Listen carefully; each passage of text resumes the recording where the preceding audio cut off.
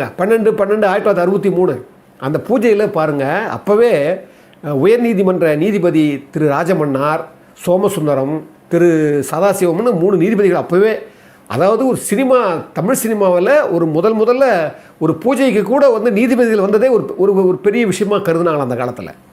அந்த மாதிரி ஒரு கான்டாக்ட்ஸ் இருந்தது அந்த காலத்தில். அப்போ அந்த படம் எடுக்கிற போது நல்லா கவனிங்க. சர்வதேவமாக உங்களுக்கு கதாநாயகி தெரியும் உங்களுக்கு. ஆனால் என்ன பண்ணாராம் இவர், வழக்கமாக எம்ஜிஆருக்கு அம்மா, அது என்ன அம்மாவும் அப்பாவும் சார்ந்த கதை சொன்னேன் இல்லையா, அது திருத்தமெல்லாம் பண்ணி என்ன பண்ணார், அப்போ அப்பாவா எஸ்ஏ அசோகனை போட்டாங்க, அம்மாவா அதுக்கு முன்னால் வரைக்கும் எம்இ ராஜம்மாவும் கண்ணம்மாவை தான், 2 பேர் தான். இவங்க 2 பேர் தான் வந்து தேவர் ஃபிலிம்ஸ்லேருந்து எல்லா படங்களும் பார்த்தீங்கன்னா எல்லா படத்துக்கும் அம்மா, எம்ஜிஆருக்கு அம்மா அவங்க தான் போடுவாங்க. அந்த சமயத்தில் இது வழக்கமாக இருக்குது, புதுசாக போடணும்னு சொல்லி எஸ் வரலட்சுமி அவங்க தெரியும், அவங்க கூட பின்னால் வந்து எம்ஜிஆர் படத்தில் தாய்